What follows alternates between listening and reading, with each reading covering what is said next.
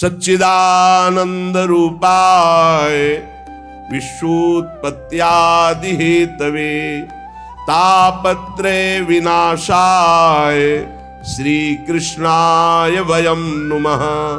यं प्रव्रजन्तमनुपेतमपेत कृत्यं द्वैपायनो विरह कातर आजुहाव। पुत्रेति तन्मयतया तरवोऽभिनेदुस्तं सर्वभूत हृदयं मुनिमानतोऽस्मि। सच्चित आनंद स्वरूप भगवान श्री कृष्ण को हम नमस्कार करते हैं। जो भगवान श्री कृष्ण जगत की उत्पत्ति, इसका पालन और इसका विनाश उनके एक संकल्प से होता है। आध्यात्मिक आदि दैविक आदि भौतिक तीनों प्रकार के तापों का जो नाश करने वाले हैं, जो सृष्टि का सृजन करते हैं, ब्रह्मा रूप से हरि रूप से पालन करते हैं और भगवान रुद्र रूप से अपने में लय कर लेते हैं, ऐसे सच्चिदानंद स्वरूप भगवान श्री कृष्ण को हम बार बार नमस्कार करते हैं।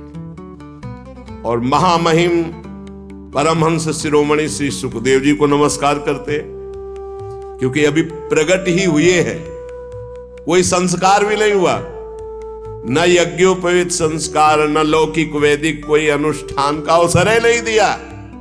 गर्भ से निकलते ही नाल छेदन भी नहीं हुआ महाराज का। ऐसे महान वैरागी गर्भ से निकलते ही चल दिए, जिनके पीछे पीछे श्री कृष्ण द्वैपायन भगवान व्यासदेव जी, हा पुत्र बेटा तुम कहां जा रहे हो, एक शब्द नहीं बोले।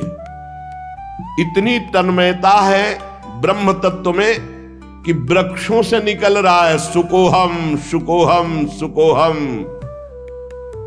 जो ऐसे समस्त भूत प्राणियों में विराजमान भगवत स्वरूप परमहंस शिरोमणि श्री सुखदेव जी महाराज है, उनके चरणों में कोटिशाह प्रणाम नमस्कार करते हैं।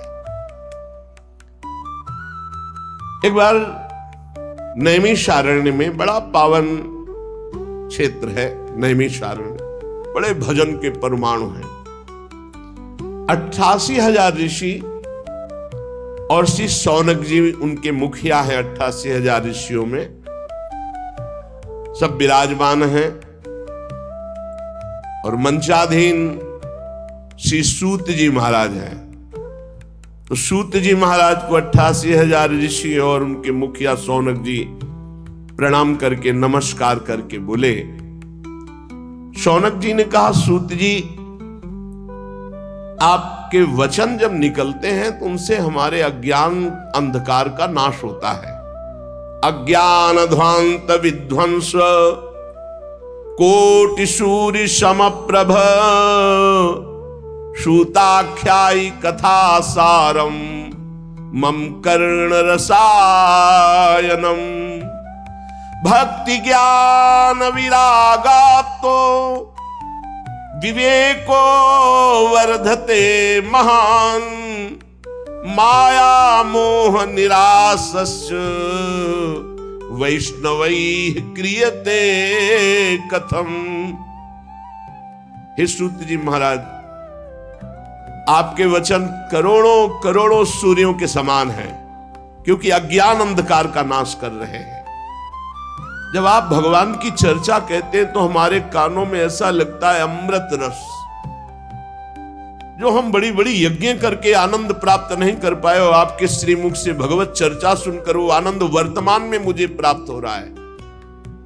भक्ति ज्ञान और वैराग्य से प्राप्त होने वाले महान विवेक की वृद्धि किस प्रकार से होती है, ये हम आपसे पूछते हैं।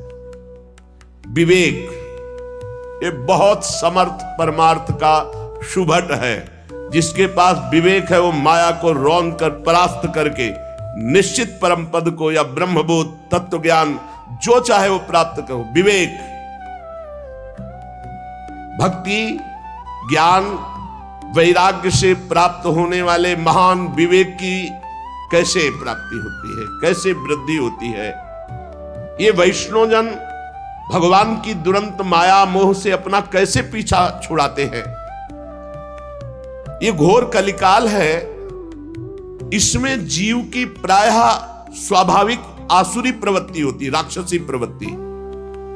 भूमि परत भा ढाबर पानी, निर्मल जल आकाश से जैसे गिरा, पृथ्वी में गिरते ही धूल दूषित मलिन हो गया, ऐसे ही तिम जीव ही माया लपटानी। महाराज, ऊपर से कलिकाल जिससे आसुरी प्रवृत्ति बढ़ती चली जा रही, तो क्या उपाय है जिससे माया आसक्त जीव कलिकाल में दैवी संपदा से संपन्न बनकर के भगवत प्राप्ति कर ले? ऐसा कोई उपाय है आपकी दृष्टि में? सूत जी, आप हमें कोई ऐसा शाश्वत साधना बताइए जो सबसे अधिक कम समय में हमारा परम कल्याण कर दे, सबसे अधिक बलशाली और कम समय में हमारा कल्याण कर दे, हमारे हृदय को पवित्र कर दे, हमें भगवान ललित त्रिभंगी श्याम सुंदर से मिला दे। देखो महाराज, चिंतामणिर्लोक सुखम सुरद्रुः स्वर्ग संपदम प्रयच्छति गुरहु पीतो वैकुंठम योगी दुर्लभम। अगर चिंतामणि मिल जाए तो लौकिक सुख दे सकती है, कल्प वृक्ष मिल जाए तो स्वर्गिक सुख दे सकता है, परंतु अगर गुरु मिल जाए और गुरु प्रसन्न हो जाए तो योगी दुर्लभ नित्य भगवान का परम धाम दे देते हैं।